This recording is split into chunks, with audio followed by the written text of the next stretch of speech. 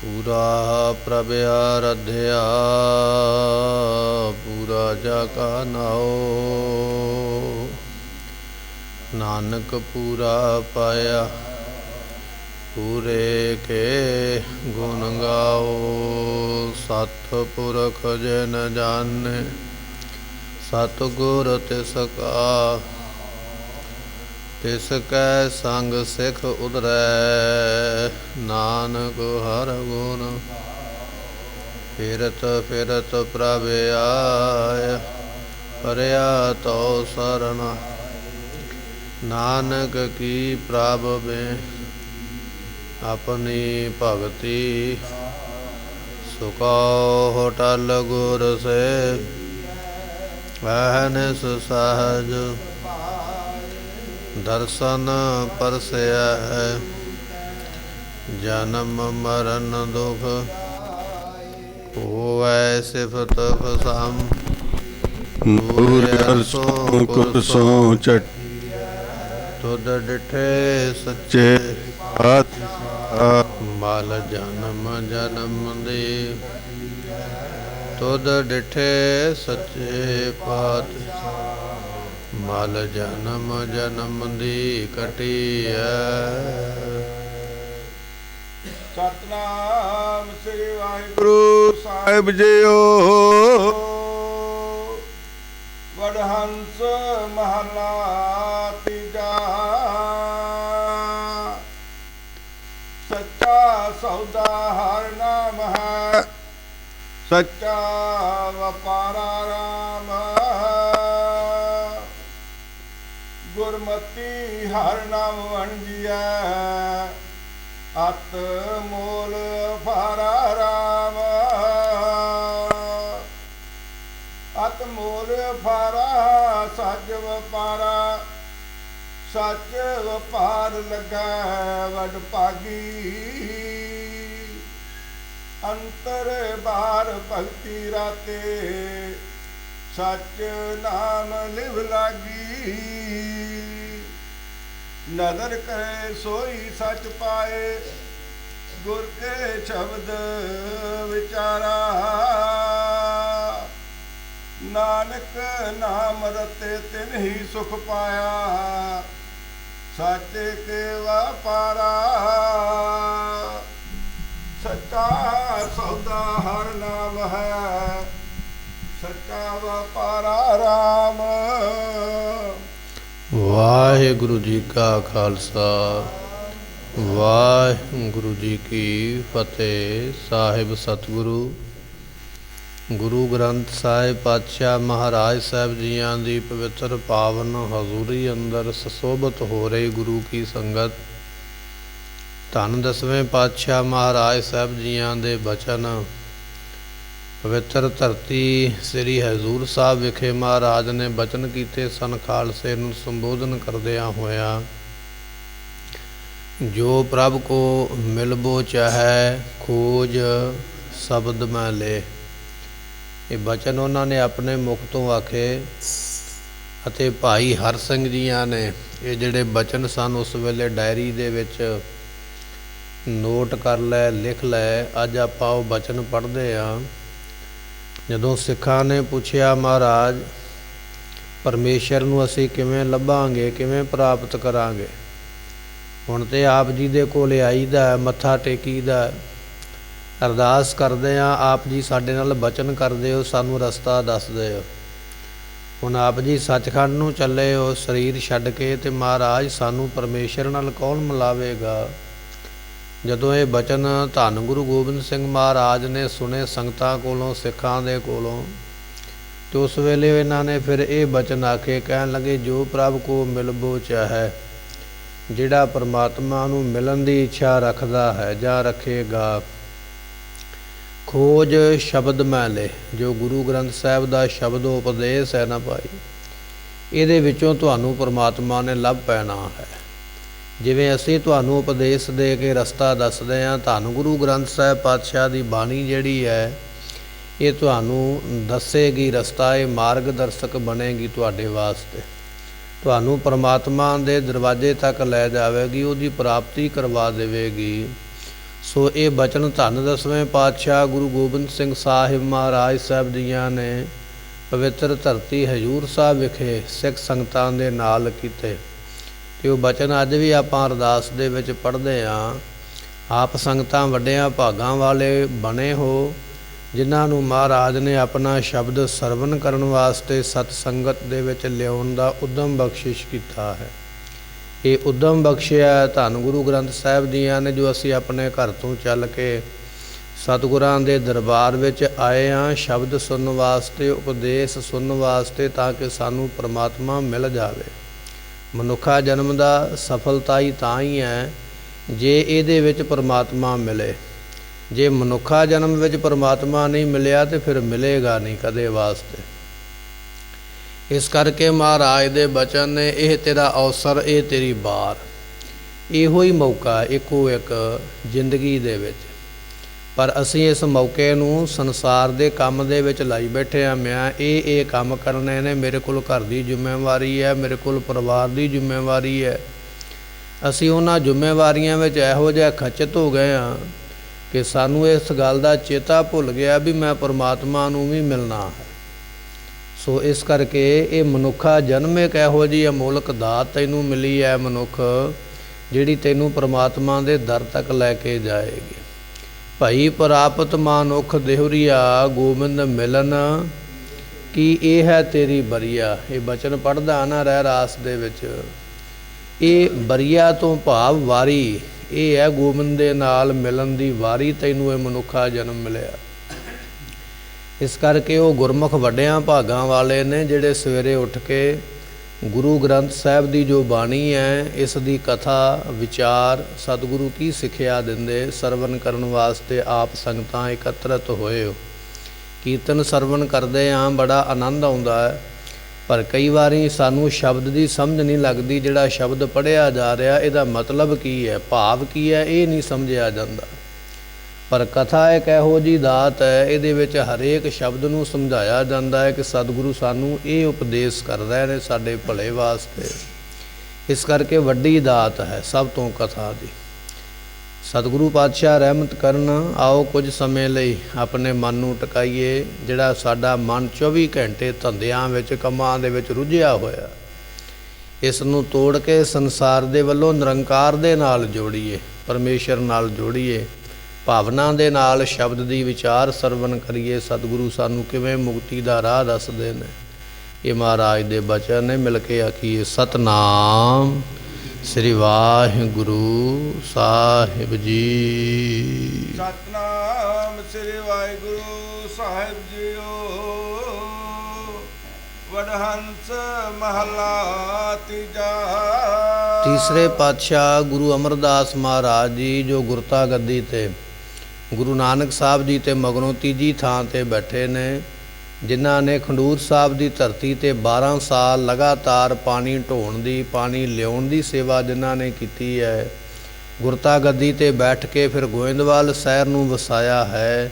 ਐਸੇ ਗੁਰੂ ਪਾਤਸ਼ਾਹ ਮਹਾਰਾਜ ਜੀ ਗੋਇੰਦਵਾਲ ਦੀ ਧਰਤੀ ਤੇ ਜਿਹੜਾ ਸ਼ਬਦ ਹੈ ਸਾਡੇ ਵਾਸਤੇ ਪਾਤਸ਼ਾਹ ਬਖਸ਼ਿਸ਼ ਕਰਦੇ ਹਨ। ਸੱਚਾ ਸੌਦਾ ਹਰ ਨਾਮ ਹੈ, ਸੱਚਾ ਵਪਾਰਾ ਰਾਮ।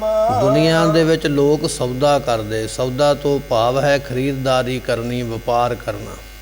ਪਰ ਦੁਨੀਆ ਦਾ ਵਪਾਰ, ਦੁਨੀਆ ਦੀ ਖਰੀਦਦਾਰੀ ਝੂਠੀ ਹੈ। ਕਾਰਨ ਇਹ ਹੈ ਕਿ ਮਾਇਆ ਝੂਠੀ ਹੈ। ਮਾਇਆ ਝੂਠੀ ਦੇ ਨਾਲ ਜਿਹੜਾ ਸੌਦਾ ਕੀਤਾ ਉਹ ਸੌਦਾ ਵੀ ਝੂਠਾ ਹੈ।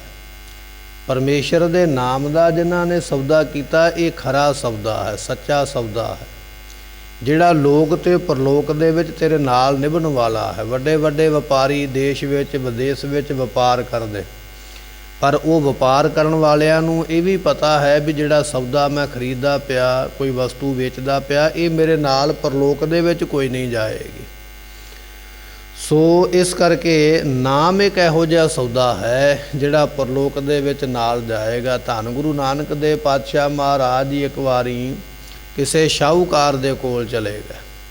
ਇਹ ਸ਼ਾਹੂਕਾਰ ਨੂੰ ਕਹਿਣ ਲੱਗੇ, ਸ਼ਾਹੂਕਾਰ ਆ ਸਾਡੇ ਕੋਲੋਂ ਇੱਕ ਸੂਈ ਲੈ ਲਾ, ਅਸੀਂ ਪਰਲੋਕ ਦੇ ਵਿੱਚ ਤੇਰੇ ਕੋਲੋਂ ਇਹ ਸੂਈ ਲਵਾਂਗੇ। ਤੇ ਸ਼ਾਹੂਕਾਰ ਨੇ ਸੂਈ ਤੇ ਲੈ ਲਈ, ਕਿਉਂਕਿ ਉਹ ਮਾਇਆ ਨਾਲ ਬੜਾ ਪਿਆਰ ਕਰਦਾ, ਪਦਾਰਥਾਂ ਨਾਲ ਬੜਾ ਪਿਆਰ ਕਰਦਾ। ਸੂਈ ਲੈ ਲਈ, ਆਪਣੇ ਘਰੇ ਚਲਾ ਗਿਆ। ਘਰਵਾਲੀ ਨੂੰ ਜਾ ਕੇ ਕਹਿਣ ਲੱਗਾ ਵੀ ਮੈਨੂੰ ਇੱਕ ਸਾਧੂ ਨੇ ਸੂਈ ਦਿੱਤੀ ਹੈ, ਆਖਿਆ ਵੀ ਤੇਰੇ ਕੋਲੋਂ ਪਰਲੋਕ ਦੇ ਵਿੱਚੋਂ ਇਹ ਸੂਈ ਲਵਾਂਗੇ। ਤੇ ਘਰਵਾਲੀ ਕਹਿਣ ਲੱਗੀ ਸ਼ਾਹੂਕਾਰ ਨੂੰ ਵੀ ਪਰਲੋਕ ਦੇ ਵਿੱਚ ਤੇ ਭਲਿਆ ਸਰੀਰ ਵੀ ਨਹੀਂ ਜਾਂਦਾ ਹੈ, ਤੇ ਸੂਈ ਕਿਵੇਂ ਤੂੰ ਲੈ ਜਾਏਗਾ।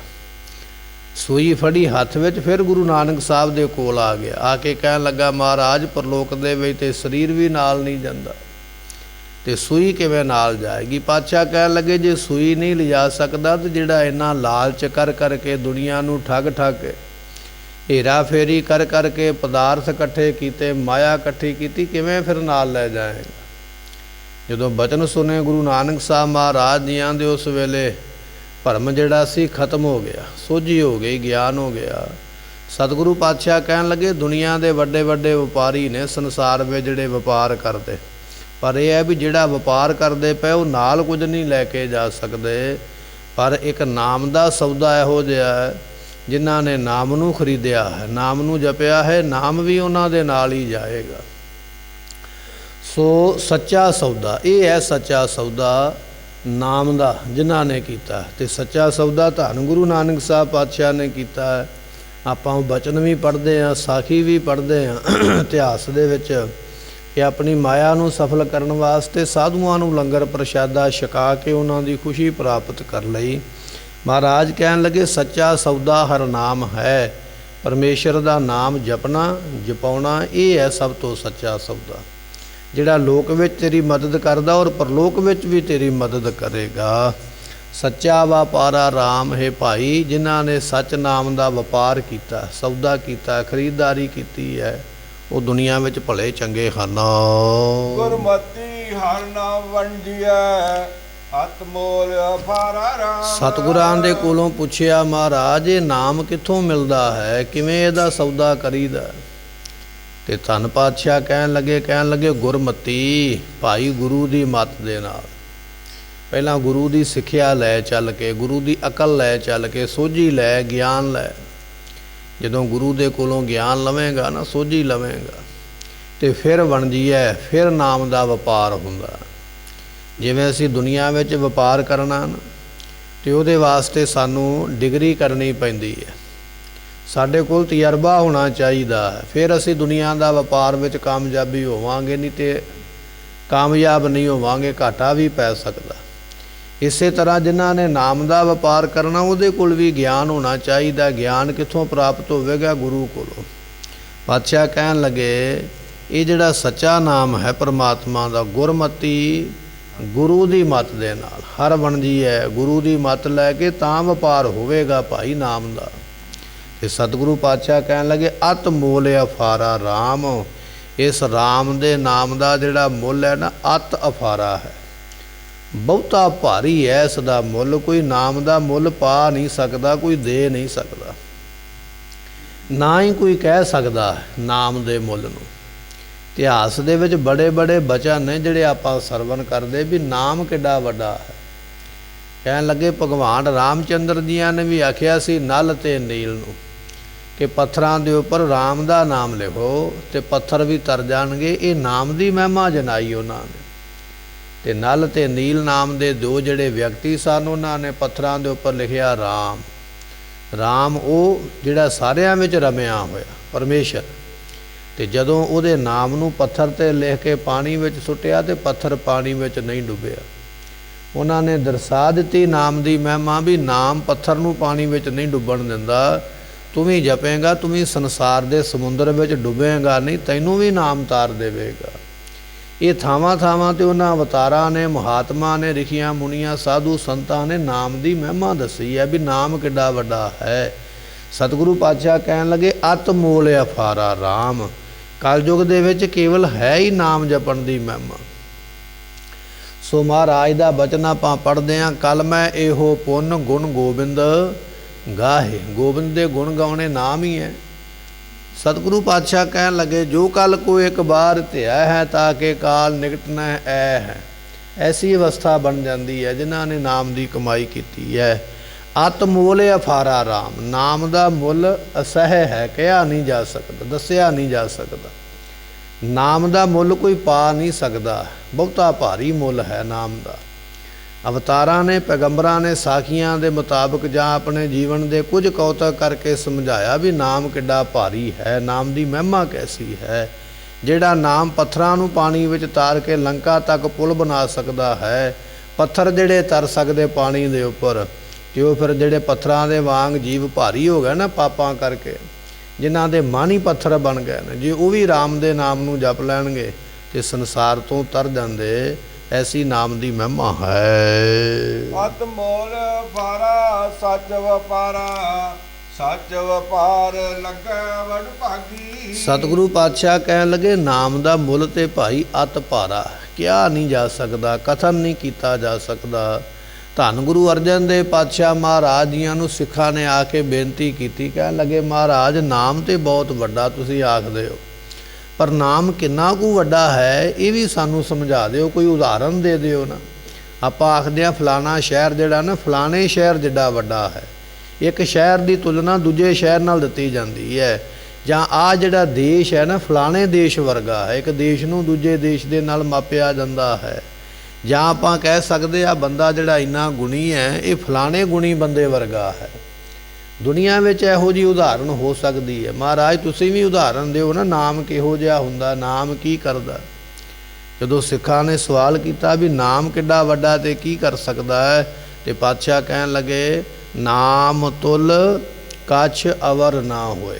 ਭਾਈ ਦੁਨੀਆ ਦੀ ਕੋਈ ਉਦਾਹਰਨ ਹੈ ਹੀ ਨਹੀਂ, ਕਹਿ ਹੀ ਨਹੀਂ ਸਕਦੇ ਵੀ ਨਾਮ ਇਹਦੇ ਵਰਗਾ ਵੱਡਾ ਹੈ ਜਾਂ ਇਹਦੇ ਵਰਗੀ ਕਿਰਪਾ ਕਰਦਾ। ਨਹੀਂ, ਨਾਮ ਦੇ ਬਰਾਬਰ ਕੋਈ ਦੁਨੀਆ ਦੀ ਚੀਜ਼ ਹੋਵੇ ਤੇ ਤਾਂ ਤੁਹਾਨੂੰ ਦੱਸੀਏ। ਇਸ ਕਰਕੇ ਮਹਾਰਾਜ ਕਹਿਣ ਲੱਗੇ ਅਤ ਮੋਲ ਅਫਾਰਾ ਸੱਚ ਵਪਾਰਾ। ਜਿਹੜੇ ਸੱਚ ਦਾ ਵਪਾਰ ਕਰਦੇ ਨੇ ਨਾਮੀ, ਕਹਿਣ ਲੱਗੇ ਉਹਨਾਂ ਨੇ ਜਾਣ ਲਿਆ ਵੀ ਨਾਮ ਬਹੁਤ ਭਾਰੀ ਹੈ, ਇਹਦੀ ਕੀਮਤ ਨਾ ਕੋਈ ਕਹਿ ਸਕਿਆ ਨਾ ਕੋਈ ਦੇ ਸਕਿਆ ਹੈ। ਸੋ ਸੱਚ ਵਪਾਰ ਲੱਗੇ ਵਡ ਭਾਗੀ। ਉਹ ਵੱਡਿਆਂ ਭਾਗਾਂ ਵਾਲੇ ਨੇ ਜਿਹੜੇ ਸੱਚੇ ਨਾਮ ਦੇ ਨਾਲ ਲੱਗੇ ਹੋਏ, ਜਿਹੜੇ ਨਾਮ ਦਾ ਸੌਦਾ ਕਰਦੇ, ਨਾਮ ਨੂੰ ਜਪਦੇ ਹਨ।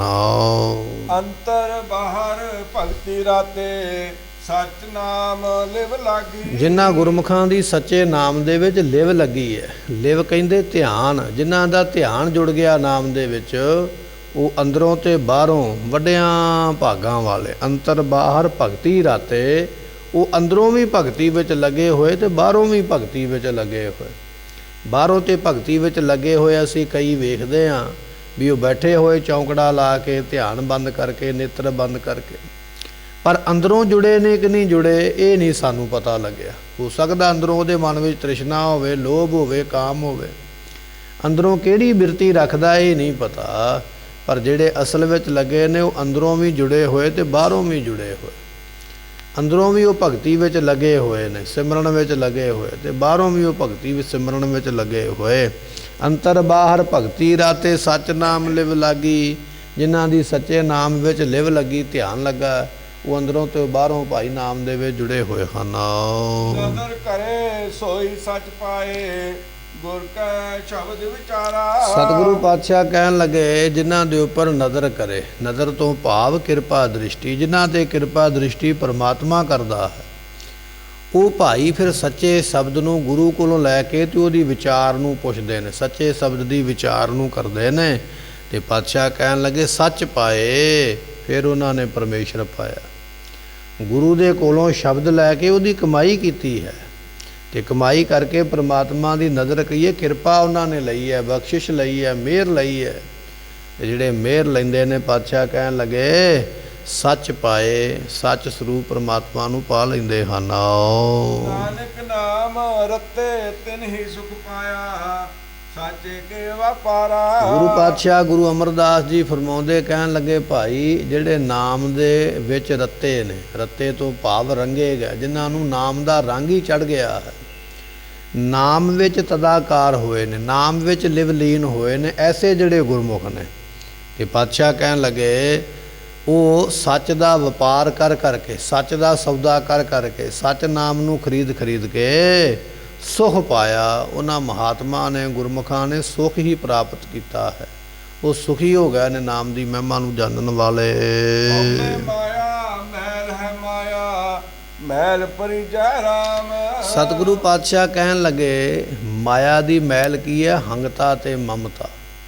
ਹੰਗਤਾ ਹੰਕਾਰ, ਜਿਹੜਾ ਹੰਕਾਰ ਆ ਜਾਣਾ ਇਹ ਵੀ ਮਾਇਆ ਦੀ ਮੈਲ ਹੈ। ਤੇ ਮਮਤਾ ਤੋਂ ਭਾਵ ਹੈ ਮੋਹ ਪੈ ਜਾਣਾ ਮਨ ਦੇ ਵਿੱਚ। ਸਤਿਗੁਰੂ ਪਾਤਸ਼ਾਹ ਕਹਿਣ ਲੱਗੇ ਇਹ ਵੀ ਮਾਇਆ ਦੀ ਮੈਲ ਹੈ। ਕਈ ਵਾਰੀ ਘਰ ਛੱਡਣ ਨੂੰ ਜੀ ਨਹੀਂ ਕਰਦਾ, ਲੋਕ ਕੰਧਾਂ ਨੂੰ ਵੇਖ ਵੇਖ ਕੇ ਰੋਈ ਜਾਂਦੇ, ਇਹ ਮੋਹ ਹੈ ਆਪਣੇ ਘਰ ਦਾ। ਆਪਣੇ ਪਰਿਵਾਰ ਦਾ ਮੈਂਬਰ ਛੱਡਣ ਨੂੰ ਜੀ ਨਹੀਂ ਕਰਦਾ, ਪਰਿਵਾਰ ਦੇ ਮੈਂਬਰਾਂ ਨੂੰ ਗੱਲ ਲਾ ਲਾ ਕੇ ਰੋਈ ਜਾਂਦੇ, ਇਹ ਪਰਿਵਾਰ ਦਾ ਮੋਹ ਹੈ। ਇਹ ਵੀ ਮੈਲ ਹੈ ਮਾਇਆ ਦੀ ਜਿਹੜੀ ਲੱਗੀ ਹੋਈ ਹੈ। ਨਾ ਘਰ ਛੱਡਣ ਨੂੰ ਜੀ ਕਰਦਾ, ਨਾ ਪਰਿਵਾਰ ਛੱਡਣ ਨੂੰ। ਪਰ ਜਦੋਂ ਮਰ ਕੇ ਜਾਣਾ ਨਾ ਦੁਨੀਆ ਤੋਂ, ਉਦੋਂ ਘਰ ਵੀ ਛੱਡਣਾ ਪੈਣਾ, ਪਰਿਵਾਰ ਵੀ ਛੱਡਣਾ ਪੈਣਾ ਹੈ। ਸੋ ਪਾਤਸ਼ਾਹ ਕਹਿਣ ਲੱਗੇ ਉਸ ਵੇਲੇ ਸਭ ਕੁਝ ਛੱਡ ਕੇ ਤੂੰ ਜਾਣੇਗਾ। ਪ੍ਰੀਤਮ ਜਾਣ ਲਿਓ ਮਨ ਮਾਹੀ, ਆਪਣੇ ਹੀ ਸੁਖ ਸੋ ਸਭ ਲਾਗੇ, ਕੋ ਕਾਹੂ ਕੋ ਨਾਹੀ। ਇਹ ਭਾਈ ਜਾਣ ਲੈ ਮਨ ਦੇ ਵਿੱਚ, ਦੁਨੀਆ ਆਪਣੇ ਸੁਖ ਵਾਸਤੇ ਤੇਰੇ ਨਾਲ ਲੱਗੀ ਹੈ। ਅਸਲ ਵਿੱਚ ਅੰਤ ਵੇਲੇ ਕੋਈ ਵੀ ਕਿਸੇ ਦਾ ਨਹੀਂ ਹੈ। ਘਰ ਕੀ ਨਾਰ ਉਰਹਿ ਤਨ ਲਾਗੀ, ਉਹ ਤੋ ਪ੍ਰੇਤ ਪ੍ਰੇਤ ਕਰ ਭਾਗੀ।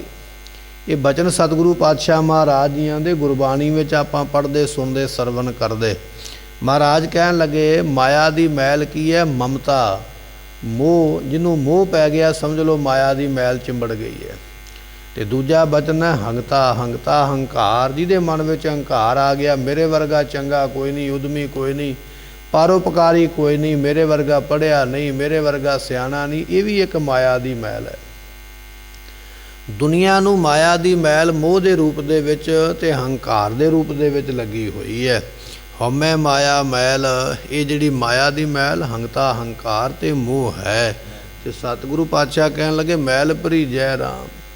ਐਸੀ ਮੈਲ ਦੇ ਨਾਲ ਉਹਨਾਂ ਦਾ ਮਨ ਹੀ ਭਰਿਆ ਪਿਆ ਹੈ। ਮਨ ਦੇ ਵਿੱਚ ਮੈਲਾਂ ਹੀ ਮੈਲਾਂ ਇਕੱਠੀਆਂ ਹੋਈਆਂ ਪਈਆਂ। ਬਚਨ ਪੜ੍ਹਦੇ ਹਾਂ, ਭਰੀਐ ਮਤ ਪਾਪਾਂ ਕੈ ਸੰਗ। ਇਹ ਬਚਨ ਮਹਾਰਾਜ ਨੇ ਲਿਖਿਆ। ਤੇਰੀ ਮਤ ਵਿੱਚ ਹੰਕਾਰ ਦੀ ਮੈਲ ਤੇ ਮੋਹ ਦੀ ਮੈਲ ਹੈ। ਭਰਿਆ ਹੋਇਆ ਮਨ ਇਹਨਾਂ ਮੈਲਾਂ ਦੇ ਨਾਲ, ਪਰ ਉਹ ਮੈਲਾਂ ਧੁੱਪਦੀਆਂ ਨੇ ਪਰਮੇਸ਼ਰ ਦੇ ਨਾਮ ਦੇ ਨਾਲ। ਇਸ ਤਰ੍ਹਾਂ ਜਿਹੜੇ ਹਉਮੈ ਦੇ ਮੋਹ ਵਿੱਚ ਪਏ ਹੋਏ ਉਹ ਮਾਇਆ ਦੀ ਮੈਲ ਦੇ ਭਰੇ ਹੋਏ ਹਨ। ਗੁਰਮਤਿ ਮਨ ਨਿਰਮਲਾ, ਰਸਨਾ ਹਰ ਰਸ ਪੀਜੈ ਰਾਮ। ਸਤਿਗੁਰੂ ਪਾਤਸ਼ਾਹ ਮਹਾਰਾਜ ਨੂੰ ਪੁੱਛਿਆ, ਮਹਾਰਾਜ ਇਹ ਤੇ ਪਤਾ ਲੱਗ ਗਿਆ ਵੀ ਮੈਲ ਭਰੀ ਹੈ, ਪਰ ਇਹ ਮੈਲ ਸਾਫ਼ ਕਿਵੇਂ ਹੋਵੇ? ਹੁਣ ਜਿੰਨਾ ਚਿਰ ਸਾਨੂੰ ਇਹ ਨਹੀਂ ਨਾ ਪਤਾ ਲੱਗਦਾ ਵੀ ਮੇਰੇ ਗਲ ਵਿੱਚ ਪਾਇਆ ਕੱਪੜਾ ਗੰਦਾ ਹੈ, ਉਹਨਾਂ ਚਿਰ ਅਸੀਂ ਕਿਵੇਂ ਧੋਵਾਂਗੇ? ਕਈ ਵਾਰੀ ਅਸੀਂ ਗਲ ਵਿੱਚ ਬਸਤਰ ਪਾਉਣੇ ਆ, ਜਿੱਥੇ ਸਾਡੀ ਨਿਗਾਹ ਨਹੀਂ ਜਾਂਦੀ ਹੈ ਉੱਥੋਂ ਬਸਤਰ ਸਾਡੇ ਕੱਪੜੇ ਦੇ ਉੱਪਰ ਕਾਲਖ ਲੱਗ ਗਈ, ਮਿੱਟੀ ਲੱਗ ਗਈ, ਕੋਈ ਛਿੱਟਾ ਪੈ ਗਿਆ ਪਾਣੀ ਦਾ। ਅਸੀਂ ਉਹਨਾਂ ਚਿਰ ਗੱਲ ਪਾਈ ਰੱਖਿਆ ਜਿੰਨਾ ਚਿਰ ਸਾਨੂੰ ਪਤਾ ਨਹੀਂ ਲੱਗਾ। ਜਦੋਂ ਸਾਨੂੰ ਕਿਸੇ ਨੇ ਦੱਸਿਆ ਨਾ ਵੀ ਆਹ ਤੇਰੇ ਮਗਰਲੇ ਪਾਸੇ ਜਾਂ ਜਿੱਥੇ ਤੇਰੀ ਨਿਗਾਹ ਨਹੀਂ ਪੈਂਦੀ ਆ ਕੱਪੜਾ ਗੰਦਾ ਹੋ ਗਿਆ, ਫਿਰ ਅਸੀਂ ਉਸ ਕੱਪੜੇ ਨੂੰ ਉਤਾਰਦੇ ਹਾਂ, ਪਾਣੀ ਨਾਲ ਧੋਂਦੇ ਹਾਂ, ਸਾਫ਼ ਕਰਦੇ ਹਾਂ, ਫਿਰ ਆਪਣੇ ਗਲ ਵਿੱਚ ਪਹਿਨਦੇ। ਪਰ ਜਿੰਨਾ ਚਿਰ ਨਹੀਂ ਪਤਾ ਲੱਗਾ ਉਹਨਾਂ ਚਿਰ ਗੰਦਾ ਕੱਪੜਾ ਉਹ ਦਾਗ ਵਾਲਾ ਹੀ ਪਾ ਛੱਡਿਆ। ਸਤਿਗੁਰੂ ਪਾਤਸ਼ਾਹ ਮਹਾਰਾਜ ਜੀ ਸਾਨੂੰ ਤੇ ਪਹਿਲਾਂ ਪਤਾ ਨਹੀਂ ਸੀ, ਪਰ ਹੁਣ ਤੁਸੀਂ ਕਿਰਪਾ ਕਰਕੇ ਦੱਸ ਦਿੱਤਾ ਵੀ ਮੋਹ ਤੇ ਹੰਕਾਰ ਦੇ ਚਿੱਕੜ ਨੇ ਤੇਰਾ ਮਨ ਗੰਦਾ ਕਰ ਦਿੱਤਾ ਹੈ। ਮਹਾਰਾਜ ਹੁਣ ਪਤਾ ਤੇ ਲੱਗ ਗਿਆ, ਪਰ ਮਨ ਨੂੰ ਹੁਣ ਸਾਫ਼ ਕਿਵੇਂ ਕਰੀਏ ਹੁਣ ਇਹ ਵੀ ਦੱਸੋ। ਤੇ ਪਾਤਸ਼ਾਹ ਕਹਿਣ ਲੱਗੇ ਗੁਰਮਤੀ, ਗੁਰੂ ਦੀ ਮੱਤ ਦੇ ਨਾਲ, ਗੁਰੂ ਦੀ ਸਿੱਖਿਆ ਦੇ ਨਾਲ ਮਨ ਨਿਰਮਲਾ, ਮਨ ਪਵਿੱਤਰ ਹੋਵੇਗਾ। ਜਿਵੇਂ ਪਤਾ ਲੱਗ ਗਿਆ ਵੀ ਕੱਪੜਾ ਮੈਲਾ ਗੰਦਾ ਹੋ ਗਿਆ ਤੇ ਫਿਰ ਲਾ ਕੇ ਪਾਣੀ ਤੇ ਸਾਬਣ ਨਾਲ ਧੋਤਾ। ਜਦੋਂ ਸਾਨੂੰ ਪਤਾ ਲੱਗ ਗਿਆ ਵੀ ਸਾਡਾ ਮਨ ਮੈਲ ਦੇ ਨਾਲ ਗੰਦਾ ਹੋ ਗਿਆ, ਸੋਝੀ ਆ ਗਈ, ਸਾਨੂੰ ਗੁਰੂ ਨੇ ਦੱਸ ਦਿੱਤਾ। ਤੇ ਫਿਰ ਗੁਰੂ ਦੇ ਕੋਲੋਂ ਪੁੱਛਿਆ ਮਹਾਰਾਜ ਹੁਣ ਕੀ ਕਰੀਏ? ਸਤਿਗੁਰੂ ਪਾਤਸ਼ਾਹ ਕਹਿਣ ਲੱਗੇ ਗੁਰੂ ਦੀ ਮੱਤ ਲੈ, ਗੁਰੂ ਦੀ ਸਿੱਖਿਆ ਲੈ। ਤੇ ਸਿੱਖਿਆ ਦੇ ਨਾਲ ਫਿਰ ਰਸਨਾ ਹਰ ਰਸ ਪੀਜੈ ਰਾਮ। ਗੁਰੂ ਦੀ ਸਿੱਖਿਆ ਕੀ ਹੈ? ਵੀ ਜ਼ੁਬਾਨ ਦੇ ਨਾਲ ਤੂੰ ਨਾਮ ਦੇ ਰਸ ਨੂੰ ਪੀਣਾ ਕਰ। ਨਾਮ ਦੇ ਜਪਣ ਦਾ ਸਵਾਦ ਜ਼ੁਬਾਨ ਦੇ ਨਾਲ ਲੈ। ਜਦੋਂ ਉਸ ਸਵਾਦ ਨੂੰ ਲਵੇਂਗਾ ਨਾ, ਰਾਮ ਰਾਮ ਰਾਮ ਰਾਮ ਦੇ ਨਾਮ ਨੂੰ ਜਪੇਂਗਾ, ਵਾਹਿਗੁਰੂ ਵਾਹਿਗੁਰੂ ਵਾਹਿਗੁਰੂ ਦੇ ਚਿੰਤਨ ਨੂੰ ਕਰੇਂਗਾ, ਤੇ ਪਾਤਸ਼ਾਹ ਕਹਿਣ ਲੱਗੇ ਮਨ ਨਿਰਮਲਾ, ਫਿਰ ਤੇਰਾ ਮਨ ਪਵਿੱਤਰ ਹੋ ਜਾਏਗਾ। ਇਹ ਹੈ ਸਾਬਣ, ਇਹ ਹੈ ਪਾਣੀ, ਮਨ ਰੂਪੀ ਕੱਪੜੇ ਨੂੰ ਸਾਫ਼ ਕਰਨ ਵਾਲਾ, ਜਿਹੜਾ ਜ਼ੁਬਾਨ ਦੇ ਨਾਲ ਉਹਦੇ ਨਾਮ ਨੂੰ ਜਪਣਾ ਹੈ। ਤੇ ਕਈ ਵਾਰੀ ਅਸੀਂ ਜ਼ੁਬਾਨ ਦੇ ਨਾਲ ਜਪਣ ਲੱਗਦੇ ਹਾਂ, ਪਾਠ ਕਰਨ ਲੱਗਦੇ, ਸਾਡਾ ਮਨ ਭੱਜ ਜਾਂਦਾ ਕਦੇ ਇੱਧਰ ਤੇ ਕਦੇ ਉੱਧਰ ਨੂੰ। ਅਸੀਂ ਸੋਚਦੇ ਪਾਠ ਕਰਨ ਦਾ ਕੀ ਲਾਭ ਹੋਇਆ? ਭਾਈ ਲਾਭ ਕਿਉਂ ਨਹੀਂ ਹੈ? ਜਦੋਂ ਅਸੀਂ ਕੱਪੜੇ ਨੂੰ ਧੋਂਦੇ ਹਾਂ ਸਾਬਣ ਦੇ ਨਾਲ, ਕਈ ਵਾਰੀ ਸਾਡੇ ਕੋਲੋਂ ਸਾਬਣ ਛੁੱਟ ਜਾਂਦਾ ਹੈ, ਕਈ ਵਾਰੀ ਸਾਡੇ ਹੱਥ ਵਿੱਚੋਂ ਕੱਪੜਾ ਵੀ ਤਿਲਕ ਕੇ ਨਿਕਲ ਜਾਂਦਾ ਹੈ। ਤੇ ਕੀ ਅਸੀਂ ਕੱਪੜਾ ਧੋਣਾ ਛੱਡ ਦਿੰਦੇ ਹਾਂ? ਕੀ ਅਸੀਂ ਸਾਬਣ ਸੁੱਟ ਦਿੰਦੇ ਹਾਂ ਵੀ ਇਹ ਹੱਥ ਵਿੱਚੋਂ ਨਿਕਲ ਗਿਆ ਤੇ ਹੁਣ ਕੱਪੜਾ ਨਹੀਂ ਧੋਵਾਂਗੇ? ਸਾਬਣ ਨੂੰ ਫਿਰ ਫੜਿਆ ਜਾਂਦਾ, ਕੱਪੜੇ ਨੂੰ ਫਿਰ ਫੜਿਆ ਜਾਂਦਾ, ਫਿਰ ਉਹਨੂੰ ਮਲਿਆ ਜਾਂਦਾ ਹੈ ਤੇ ਮੈਲ ਕੱਢ ਲਈਦੀ ਹੈ। ਪਾਤਸ਼ਾਹ ਕਹਿਣ ਲੱਗੇ ਇਸ ਤਰ੍ਹਾਂ ਜਦੋਂ ਜ਼ੁਬਾਨ ਦੇ ਨਾਲ ਤੂੰ ਜਪੇਂਗਾ ਨਾ, ਕਈ ਵਾਰ ਮਨ ਭੱਜਦਾ ਦੌੜਦਾ ਇੱਧਰ ਉੱਧਰ ਨੂੰ। ਇਹਦਾ ਭਾਵ ਇਹ ਨਹੀਂ ਵੀ ਮੈਂ ਹੁਣ ਛੱਡ ਦਿਆਂ, ਇਹਦਾ ਭਾਵ ਇਹ ਸਮਝ ਲਾ ਵੀ ਹੁਣ ਮੈਲ ਲੈਣ ਲੱਗ ਪਈ ਹੈ ਤੇ ਮੈਂ ਹੋਰ ਜਪਾਂ ਤਾਂ ਕਿ ਹੋਰ ਮੈਲ ਲੈ ਕੇ ਮਨ ਸਾਫ਼ ਹੋ ਜਾਵੇ। ਸਤਿਗੁਰੂ ਪਾਤਸ਼ਾਹ ਫਰਮਾਉਂਦੇ, ਰਸਨਾ ਹਰ ਰਸ ਪੀਜੈ ਰਾਮ। ਜਿਨ੍ਹਾਂ ਨੇ ਆਪਣੀ ਜ਼ੁਬਾਨ ਨੂੰ ਨਾਮ ਦਾ ਰਸ ਪੀਣ ਵਾਸਤੇ ਲਾ ਦਿੱਤਾ ਹੈ, ਉਹਨਾਂ ਦਾ ਮਨ ਫਿਰ ਗੁਰੂ ਦੀ ਮੱਤ ਦੇ ਨਾਲ, ਗੁਰੂ ਦੀ ਸਿੱਖਿਆ ਦੇ ਨਾਲ ਮਨ ਨਿਰਮਲ ਹੋ ਜਾਂਦਾ। ਜਿਵੇਂ ਕੱਪੜਾ ਧੋ ਕੇ ਸਾਫ਼ ਹੋ ਗਿਆ, ਇਸ ਤਰ੍ਹਾਂ ਨਾਮ ਜਪ ਕੇ ਮਨ ਵੀ ਸਾਫ਼ ਹੋ ਜਾਂਦਾ। ਜਿਹੜਾ ਮਨ ਕੱਲ ਭੱਜਾ ਫਿਰਦਾ ਸੀ ਬਾਣੀ ਪੜ੍ਹਨ ਲੱਗਿਆ, ਉਹ ਅੱਜ ਟਿਕ ਗਿਆ ਹੈ, ਹੌਲੀ ਹੌਲੀ ਅਵਸਥਾ ਬਣ ਗਈ ਹੈ। ਐਸੀ ਦਾਤ ਪ੍ਰਾਪਤ ਹੁੰਦੀ ਹੈ। ਰਸਨਾ ਰਸ ਪੀਜੇ ਅੰਤਰ ਪੀਜੇ ਸਾਚ ਸ਼ਬਦ ਵਿਚਾਰੀ। ਜਿਨ੍ਹਾਂ ਨੇ ਸੱਚੇ ਸ਼ਬਦ ਦੀ ਵਿਚਾਰ ਕੀਤੀ ਹੈ। ਸ਼ਬਦ ਤੇ ਸਾਨੂੰ ਕਈ ਮਿਲ ਜਾਣਗੇ, ਬਾਹਰ ਕਈ ਬੈਠੇ ਨੇ ਸ਼ਬਦ ਦੇਣ ਵਾਲੇ, ਮੰਤਰ ਦੇਣ ਵਾਲੇ। ਗੁਰੂ ਨਾਨਕ ਸਾਹਿਬ ਤੋਂ ਪਹਿਲਾਂ ਵੀ ਕਈ ਸਨ ਦੁਨੀਆ ਵਿੱਚ ਜਿਹੜੇ ਕਹਿੰਦੇ ਅਸੀਂ ਮੰਤਰ ਦੇ ਸਕਦੇ ਹਾਂ। ਕਿੰਨਿਆਂ ਦਾ ਆਪਾਂ ਇਤਿਹਾਸ ਪੜ੍ਹ ਸਕਦੇ ਹਾਂ। ਸੱਜਣ ਠੱਗ ਵਰਗੇ, ਸ਼ਾਹੋ ਸੁਹਾਗਣ ਵਰਗੇ ਹੈ ਤੇ ਉਹ ਵੀ ਸੰਤ ਸਨ ਨਾ ਸਮੇਂ ਦੇ, ਮੰਤਰ ਤੇ ਉਹ ਵੀ ਦਿੰਦੇ ਸਨ। ਪਰ ਉਹਨਾਂ ਦੇ ਮੰਤਰ ਸ਼ਬਦ ਜਿਸ ਤਰ੍ਹਾਂ ਆਪ ਉਹ ਝੂਠੇ ਸਨ, ਉਹਨਾਂ ਦੇ ਸ਼ਬਦ ਵੀ ਉਸੇ ਤਰ੍ਹਾਂ ਦੇ ਝੂਠੇ, ਉਪਦੇਸ਼ ਵੀ ਝੂਠੇ ਸਨ। ਗੋਰਖਨਾਥ ਵਰਗੇ ਵੀ ਸ਼ਬਦ ਦਿੰਦੇ, ਉਪਦੇਸ਼ ਦਿੰਦੇ ਸਨ। ਮਛੰਦਰਨਾਥ ਵਰਗੇ ਵੀ ਦਿੰਦੇ ਨੇ। ਇਸ ਤਰ੍ਹਾਂ ਦੇ ਕਈ ਹੋਰ ਵੀ ਦਿੰਦੇ ਸਨ, ਪਰ ਜਿਵੇਂ ਦੇ ਉਹ ਆਪ ਝੂਠੇ, ਕਹਿੰਦੇ ਕੋਈ ਤੇ ਕਰਦੇ ਕੁਝ ਹੋਰ, ਤੇ ਉਪਦੇਸ਼ ਵੀ ਉਹਨਾਂ ਦਾ ਉਸੇ ਤਰ੍ਹਾਂ ਦਾ ਹੀ ਹੈ। ਪਰ ਮਹਾਰਾਜ ਕਹਿਣ ਲੱਗੇ, ਭਾਈ ਜਿਨ੍ਹਾਂ ਨੇ ਗੁਰੂ ਦੇ ਸ਼ਬਦ ਦੀ ਵਿਚਾਰ ਕੀਤੀ ਹੈ, ਗੁਰੂ ਦੀ ਸਿੱਖਿਆ ਦੇ ਉੱਪਰ ਜਿਹੜੇ ਚੱਲੇ ਗੁਰਮੁਖ, ਰਸਨਾ ਹਰ ਰਸ ਪੀਜੈ, ਉਹਨਾਂ ਨੇ ਭਾਈ ਜ਼ੁਬਾਨ ਦੇ ਨਾਲ ਨਾਮ ਦੇ ਰਸ ਨੂੰ ਪੀਤਾ, ਉਹਨਾਂ ਨੇ ਸਵਾਦ ਨੂੰ ਚਖਿਆ ਹੈ। ਹੁਣ ਗੋਰਖਨਾਥ ਦੇ ਚੇਲੇ ਰਹਿੰਦੇ, ਗੋਪੀਨਾਥ ਵਰਗੇ, ਚਰਪਟਨਾਥ ਵਰਗੇ, ਤੇ ਜਦੋਂ ਗੁਰੂ ਨਾਨਕ ਸਾਹਿਬ ਨੂੰ ਵੇਖ ਲੈਂਦੇ ਸਨ ਤੇ ਈਰਖਾ ਦੀ ਅੱਗ ਵਿੱਚ ਸੜਨ ਲੱਗ ਪੈਂਦੇ, ਕ੍ਰੋਧ ਦੇ ਨਾਲ ਸੜਨ ਲੱਗ ਪੈਂਦੇ, ਬੜੇ ਦੁਖੀ ਹੋ ਜਾਂਦੇ ਵੇਖਦਿਆਂ ਨਾਲ। ਤੇ ਕੀ ਉਹਨਾਂ ਨੇ ਸ਼ਬਦ ਕਮਾਇਆ, ਕੀ ਉਹਨਾਂ ਨੇ ਉਪਦੇਸ਼ ਕਮਾਇਆ ਆਪਣੇ ਗੁਰੂ ਦਾ? ਹਰ ਵੇਲੇ ਠੱਗੀ ਮਾਰਨੀ, ਧੋਖਾ ਕਰਨਾ, ਇਹੋ ਹੀ ਕੰਮ ਰਿਹਾ। ਆਪਾਂ ਇਤਿਹਾਸ ਪੜ੍ਹਦੇ ਆ ਨਾ, ਜਦੋਂ ਮਹਾਰਾਜ ਸਾਹਿਬ ਜੀ ਗਏ ਨਾਨਕ ਮਤੇ, ਇਹਨਾਂ ਨੇ ਕਈ ਤਰ੍ਹਾਂ ਦੀ ਚਰਚਾ ਕੀਤੀ ਮਹਾਰਾਜ ਦੇ ਨਾਲ, ਆਪਣੇ ਆਪ ਨੂੰ ਵੱਡਾ ਸਿੱਧ ਕਰਨ ਵਾਸਤੇ। ਇੱਥੋਂ ਤੱਕ ਵੀ ਕਹਿ ਦਿੱਤਾ, ਮਹਾਰਾਜ ਇਹ ਧਰਤੀ ਸਾਡੀ ਹੈ। ਸਤਿਗੁਰੂ ਪਾਤਸ਼ਾਹ ਕਹਿੰਦੇ, ਕਿਵੇਂ ਜਾਣੀਏ ਵੀ ਤੁਹਾਡੀ ਹੈ? ਕਹਿਣ ਲੱਗੇ, ਧਰਤੀ ਬੋਲ ਕੇ ਦੱਸੇ।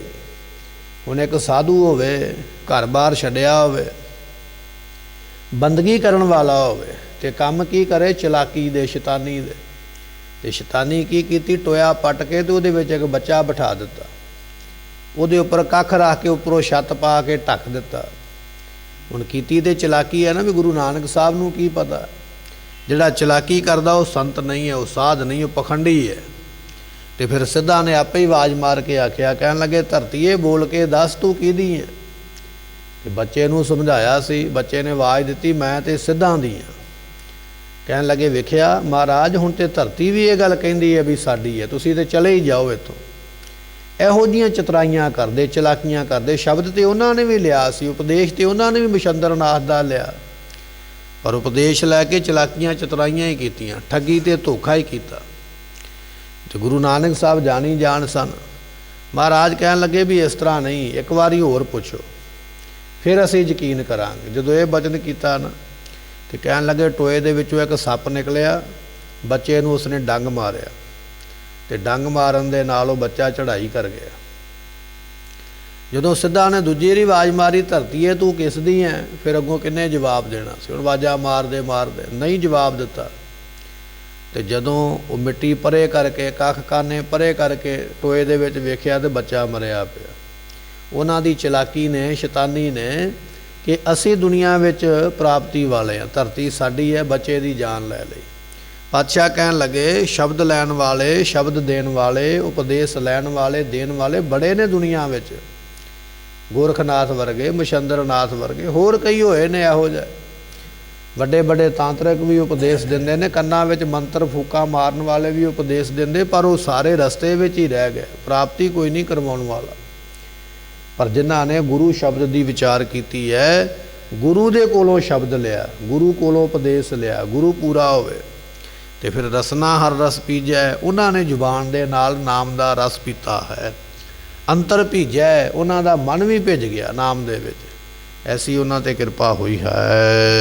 ਅੰਤਰ ਖੋਟਾ ਅੰਮ੍ਰਿਤ ਭਰਿਆ ਸ਼ਬਦੇ ਕਾਢ ਪੀਏ ਪਨਹਾਰੀ। ਸਤਿਗੁਰੂ ਪਾਤਸ਼ਾਹ ਕਹਿਣ ਲੱਗੇ ਜਿਵੇਂ ਖੂਹ ਦੇ ਵਿੱਚ ਪਾਣੀ ਹੁੰਦਾ ਤੇ ਪਾਣੀ ਭਰਨ ਵਾਲੀ ਜਿਹੜੀ ਇਸਤਰੀ ਹੈ ਉਹ ਪਾਣੀ ਦੇ ਵਿੱਚ ਬਾਲਟੀ ਸੁੱਟ ਕੇ ਖੂਹ ਦੇ ਵਿੱਚ ਤੇ ਉਸ ਨੂੰ ਲੱਜ ਦੇ ਨਾਲ ਖਿੱਚ ਕੇ ਤੇ ਉਹ ਪਨਹਾਰੀ ਪਾਣੀ ਭਰਨ ਵਾਲੀ ਜਿਹੜੀ ਹੈ ਪਾਣੀ ਦੀ ਬਾਲਟੀ ਭਰ ਲੈਂਦੀ ਹੈ। ਪਾਤਸ਼ਾਹ ਕਹਿੰਦੇ ਇਸੇ ਤਰ੍ਹਾਂ ਅੰਤਰ ਖੂਹ ਹਟਾ, ਇਹ ਜਿਹੜਾ ਤੇਰਾ ਅੰਤਹਿਕਰਨ ਹੈ ਨਾ ਇਹ ਖੂਹ ਹੈ ਨਾਮ ਅੰਮ੍ਰਿਤ ਦਾ ਭਰਿਆ ਹੋਇਆ ਤੇ ਇਹਦੇ ਵਿੱਚ ਜੀਵ ਇਸਤਰੀ ਨੇ ਇਸ ਨਾਮ ਜਲ ਨੂੰ ਕੱਢਣਾ ਕੀਤਾ। ਜਿਨ੍ਹਾਂ ਨੇ ਜਪਿਆ ਉਹ ਆਪਣੇ ਅੰਦਰੋਂ ਹੀ ਪ੍ਰਮਾਤਮਾ ਨੂੰ ਪ੍ਰਾਪਤ ਕਰ ਲੈਂਦੇ। ਜੋ ਬ੍ਰਹਮੰਡੇ ਸੋਈ ਪਿੰਡੇ ਜੋ ਖੋਜੈ ਸੋ ਪਾਵੈ। ਬਾਣੀ ਦਾ ਬਚਨ ਹੈ ਜਿਹੜਾ ਬ੍ਰਹਮੰਡ ਵਿੱਚ ਸਮਾਇਆ ਹੋਇਆ ਤੇਰੇ ਅੰਦਰ ਵੀ ਸਮਾਇਆ ਹੋਇਆ, ਜਿਹੜਾ ਉਸ ਨੂੰ ਲੱਭਦਾ ਉਹ ਪ੍ਰਾਪਤ ਕਰ ਲੈਂਦਾ ਹੈ। ਨਦਰ ਕਰੇ ਸੋਈ ਸੱਚ ਲਾਗੇ ਰਸਨਾ ਰਾਮ ਰਵੀਜੈ। ਜਿਨ੍ਹਾਂ ਦੇ ਉੱਪਰ ਉਹ ਨਜ਼ਰ ਕਰਦਾ, ਨਜ਼ਰ ਤੋਂ ਭਾਵ ਹੁੰਦਾ ਮਿਹਰ ਕਰਨੀ, ਕਿਰਪਾ ਕਰਨੀ, ਤਰਸ ਕਰਨਾ। ਜਿਨ੍ਹਾਂ ਉੱਪਰ ਪਰਮਾਤਮਾ ਤਰਸ ਕਰਦਾ ਨਾ, ਮਿਹਰ ਕਰਦਾ, ਉਹ ਜਿਹੜੇ ਗੁਰਮੁਖ ਨੇ ਫਿਰ ਕੀ ਕਰਦੇ ਨੇ? ਸੋਈ ਸੱਚ, ਉਹ ਸੱਚੇ ਨਾਮ ਨੂੰ ਜਪਦੇ। ਸੋਈ ਸੱਚ ਲਾਗੇ, ਉਹ ਸੱਚੇ ਨਾਮ ਦੇ ਵਿੱਚ ਲੱਗੇ ਹੋਏ। ਰਸਨਾ ਰਾਮ ਰਵੀਜੈ, ਆਪਣੀ ਜ਼ੁਬਾਨ ਦੇ ਨਾਲ ਉਸ ਰਮੇ ਹੋਏ ਪ੍ਰਮਾਤਮਾ ਦੇ ਨਾਮ ਨੂੰ ਰਵੀਜੈ ਕਹੀਏ ਉਚਾਰਦੇ ਨੇ, ਜਪਦੇ ਨੇ, ਜਿਨ੍ਹਾਂ ਉੱਪਰੋਂ ਮਿਹਰ ਕਰਦਾ ਹੈ। ਨਾਨਕ ਨਾਮ ਰਤੇ ਸੇ ਨਿਰਮਲ ਔਰ ਹਉਮੈ ਮੈਲ ਭਰੀ ਜਾ। ਜਿਹੜੇ ਨਾਮ ਦੇ ਵਿੱਚ ਰਤੇ ਨੇ, ਰੰਗੇ ਗਏ, ਜਿਨ੍ਹਾਂ ਨੂੰ ਨਾਮ ਦਾ ਰੰਗ ਚੜਿਆ ਉਹ ਤੇ ਭਾਈ ਹੋ ਗਿਆ ਨਿਰਮਲ, ਪਵਿੱਤਰ ਹੋ ਗਏ। ਉਹਨਾਂ ਦੀ ਮੈਲ ਤੇ ਗਈ ਹੈ ਲੈ, ਪਰ ਹੋਰ ਉਹਦੇ ਤੋਂ ਬਿਨਾਂ ਹਉਮੈ ਮੈਲ ਭਰੀਜਿਆ। ਬਾਕੀ ਸਾਰੀ ਦੁਨੀਆ ਹਉਮੈ ਦੀ ਭਰੀ ਹੋਈ ਹੈ। ਚੜ੍ਹਦੇ ਤੋਂ ਲੈ ਕੇ ਲਹਿੰਦੇ ਨੂੰ ਤੁਰ ਜਾਓ, ਇੱਕ ਦੇਸ਼ ਤੋਂ ਲੈ ਕੇ ਦੂਜੇ ਦੇਸ਼ ਦੇ ਕਿਨਾਰੇ ਤੱਕ ਪਹੁੰਚ ਜਾਓ, ਹਰੇਕ ਵਿੱਚ ਕੋਈ ਨਾ ਕੋਈ ਹਉਮੈ ਭਰੀ ਹੋਈ ਹੈ। ਮੈਂ ਇਹ ਕਰ ਸਕਦਾ, ਮੇਰੇ ਬਿਨਾਂ ਦੂਜਾ ਨਹੀਂ ਕਰ ਸਕਦਾ, ਇਹ ਹਉਮੈ ਹੀ ਹੈ। ਹੋਰ ਹਉਮੈ ਮੈਲ ਭਰੀਜਿਆ। ਬਾਕੀ ਸਾਰੀ ਦੁਨੀਆ ਤੇ ਹੰਕਾਰ ਦੇ ਮੈਲ ਦੇ ਨਾਲ ਭਰੀ ਹੋਈ ਹੈ, ਪਰ ਥੋੜ੍ਹੇ ਨੇ ਉਹ ਗੁਰਮੁਖ। ਨਾਨਕ ਨਾਮ ਰਤੇ ਸੇ ਨਿਰਮਲ, ਜਿਹੜੇ ਨਾਮ ਦੇ ਵਿੱਚ ਰੰਗੇ ਗਏ ਗੁਰਮੁਖੋ ਨਿਰਮਲ ਪਵਿੱਤਰ ਹੋ ਜਾਂਦੇ ਹਨ। ਪੰਡਤ ਜੋਤ ਕੀ ਸਭ ਪੜ ਪੜ ਕੂਕਦੇ ਕਿਰਪਾ ਕਰੇ ਪੁਕਾਰਾ ਰਾਮ। ਦੁਨੀਆ ਨੇ ਸੋਚਿਆ ਵੀ ਧਾਰਮਿਕ ਬੰਦਾ ਜਿਹੜਾ ਹੈ ਨਾ ਉਹ ਬੜਾ ਗਿਆਨ ਰੱਖਦਾ, ਬੜੀ ਸੋਝੀ ਰੱਖਦਾ। ਤੇ ਧਾਰਮਿਕ ਕੌਣ ਵਿਅਕਤੀ ਹੈ? ਪੰਡਤ, ਜਿਸ ਨੇ ਵਿਦਿਆ ਪੜ੍ਹੀ ਹੋਈ ਹੈ। ਜੋਤਕੀ ਤੋਂ ਭਾਵ ਹੁੰਦਾ ਜੋਤਸ਼ੀ, ਜੋਤਿਸ਼ ਵਿਦਿਆ ਜਾਣਨ ਵਾਲੇ, ਆਉਣ ਵਾਲਾ ਭਵਿੱਖ ਦੱਸਣ ਵਾਲੇ। ਕਈਆਂ ਨੇ ਤੋਤਾ ਰੱਖਿਆ ਹੁੰਦਾ ਨਾ ਕੋਲ, ਤੋਤਾ ਪਰਚੀ ਪੜ੍ਹਦਾ, ਦੱਸਦੇ ਤੂੰ ਕੱਲ੍ਹ ਇਹ ਕਰੇਂਗਾ, ਅਗਲੇ ਸਾਲ ਇਹ ਕਰੇਂਗਾ। ਕਈਆਂ ਨੇ ਜੰਤਰੀ ਰੱਖੀ ਹੈ, ਕਈਆਂ ਨੇ ਟੇਵਾ ਰੱਖਿਆ। ਉਹ ਟੇਵੇ ਦੇ ਨਾਲ, ਜੰਤਰੀ ਦੇ ਨਾਲ, ਆਪਣੀ ਜੋਤਿਸ਼ ਵਿਦਿਆ ਦੇ ਨਾਲ ਆਉਣ ਵਾਲਾ ਭਵਿੱਖ ਦੱਸਦੇ, ਆਉਣ ਵਾਲਾ ਸਮਾਂ ਦੱਸਦੇ। ਸਤਿਗੁਰੂ ਪਾਤਸ਼ਾਹ ਕਹਿਣ ਲੱਗੇ ਦੁਨੀਆ ਦੇ ਲੋਕ ਪੰਡਤਾਂ ਕੋਲ ਗਏ ਜਿਹੜੇ ਵੇਦ ਸ਼ਾਸਤਰ ਪੜ੍ਹਦੇ ਸਨ, ਧਾਰਮਿਕ ਗ੍ਰੰਥ ਦੀ ਸੋਝੀ ਰੱਖਦੇ। ਦੁਨੀਆ ਦੇ ਲੋਕ ਚਲੇ ਗਏ ਜੋਤਸ਼ੀਆਂ ਦੇ ਕੋਲ ਜਿਹੜੇ ਆਉਣ ਵਾਲਾ ਭਵਿੱਖ ਦੱਸਦੇ ਗ੍ਰੰਥਾਂ ਦੇ ਮੁਤਾਬਕ।